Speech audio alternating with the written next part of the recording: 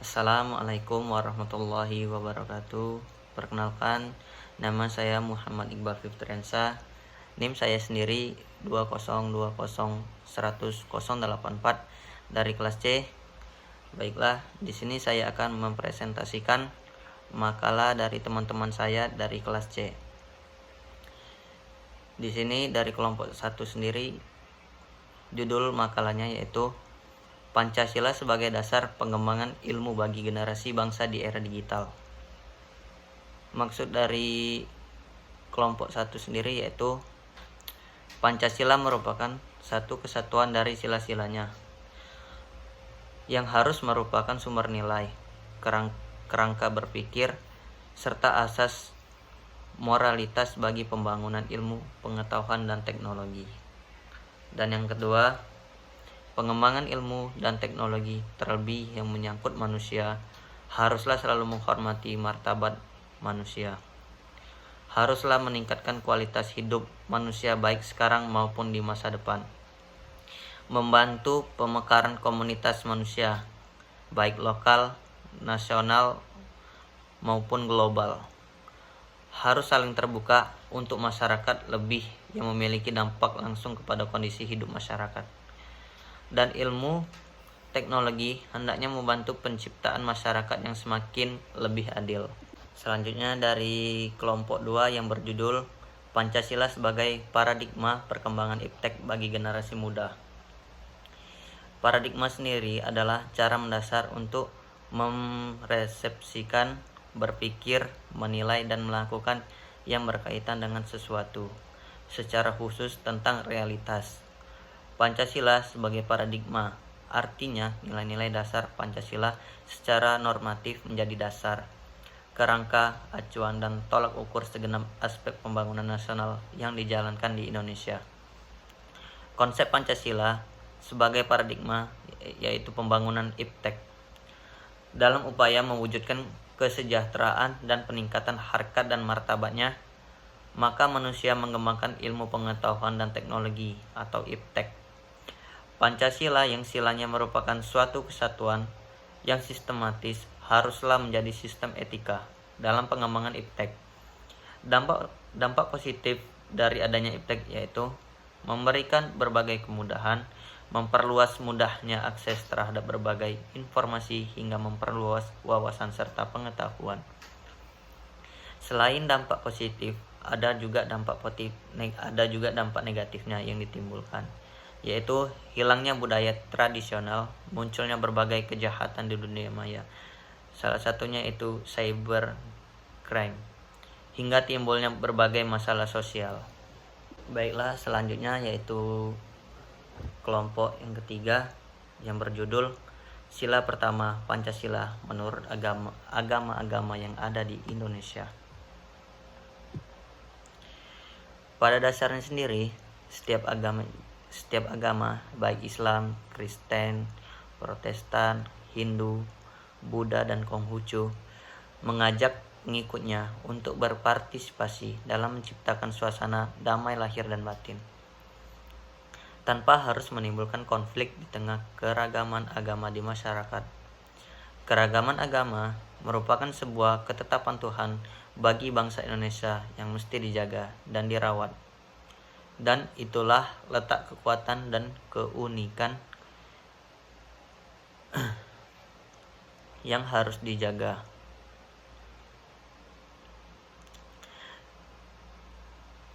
Keragaman agama merupakan sebuah ketetapan Tuhan bagi bangsa Indonesia yang mesti dijaga dan dirawat. Itulah letak kekuatan dan keunikan dari bangsa Indonesia sendiri, yang sudah sepatutnya disyukuri. Namun yang memicu terjadinya konflik relasi umat beragama, kesalahannya bukan terletak pada agamanya, melainkan oleh karena pemahaman orang-orang yang dangkal dan interpretasi terhadap teks suci secara keliru yang ditafsirkan sebagai keinginan kelompok agamanya yang fundamentalis dan radikal. Watak beragama yang demikian hanya akan merusak budaya toleransi dan kerukunan yang sudah diwariskan oleh para pendahulu bangsa Indonesia. Baiklah, kita lanjut ke kelompok 4 Judul kelompok 4 sendiri yaitu sila kedua Pancasila menurut agama Islam. Sejarah telah mengungkapkan bahwa Pancasila adalah jiwa seluruh rakyat Indonesia yang dimana memberi kekuatan hidup kepada bangsa Indonesia serta membimbingnya dalam mengejar kehidupan lahir yang makin baik dalam masyarakat. Indonesia yang adil dan makmur menyadari bahwa untuk kelestarian, keampuhan, dan kesaktian Pancasila itu perlu diusahakan secara nyata dan terus-menerus. Penghayatan dan pengalaman nilai-nilai luhur yang terkandung di dalamnya oleh setiap warga negara Indonesia. Setiap penyelenggara negara serta setiap lembaga kenegaraan dan lembaga kemasyarakatan baik di pusat maupun di daerah.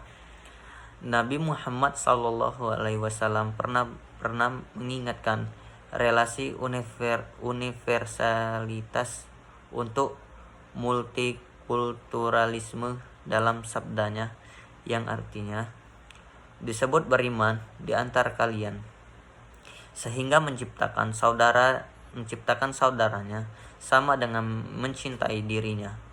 Yang sabda ini mengajarkan tentang kewajiban mencintai sesama manusia tanpa sekat etnis, politik, budaya, dan agama.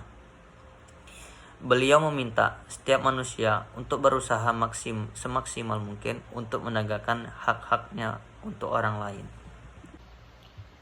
Baiklah, kita akan lanjut ke kelompok 5. Kelompok 5 sendiri yang berjudul Sila ketiga Pancasila dalam kerukunan dan toleransi umat beragama.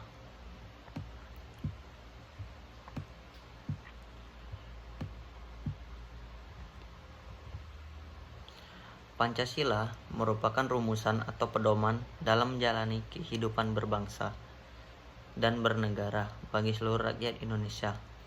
Istilah Pancasila terdiri dari dua kata dalam bahasa Sanskerta, panca yang berarti 5 dan sila yang bermakna prinsip atau asas. Indonesia merupakan negara dengan pluralisme agama yang dimana tidak hanya satu agama saja yang diakui oleh negaranya, tetapi lebih dari satu agama beserta kepercayaan. Artinya, setiap orang Indonesia memiliki kebebasan untuk memilih atau memeluk mengajarkan agama sesuai keyakinan tanpa gangguan dan tanpa mengganggu keyakinan agama orang lain. Baiklah, selanjutnya dari kelompok 6, implementasi sila keempat Pancasila menurut agama yang ada di Indonesia. Kesimpulan dari kelompok 6 sendiri yaitu hasil pembacaan dari sila keempat, yaitu yang pertama ada makna sila kerakyatan yang dipimpin oleh hikmat kebijaksanaan dalam permusyawaratan perwakilan yang dapat diartikan sendiri sebagai berikut. Yang pertama, hakikat sila adalah demokrasi.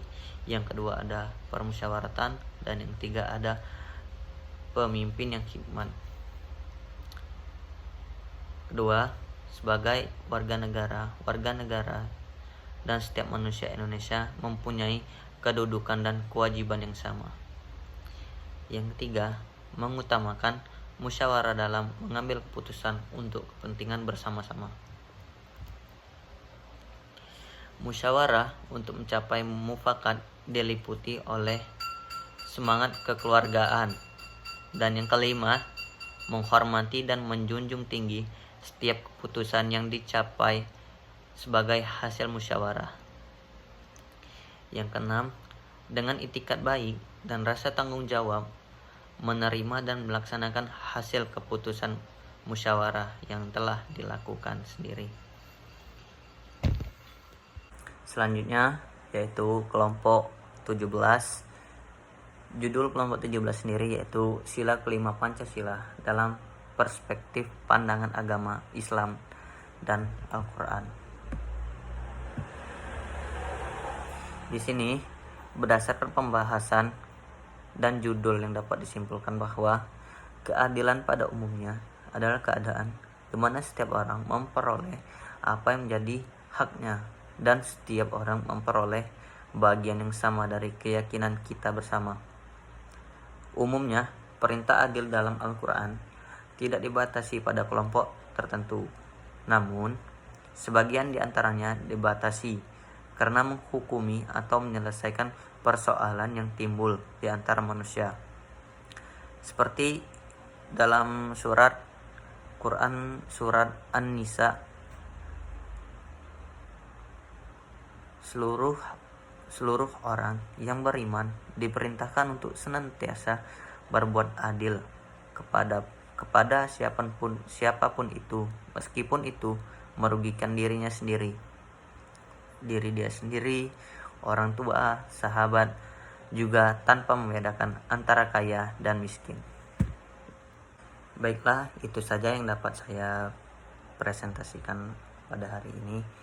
Lebih dan kurangnya saya mohon maaf. Apabila ada kesalahan kata, saya mohon ampun. Wabillahi taufik wal hidayah. Wassalamualaikum warahmatullahi wabarakatuh.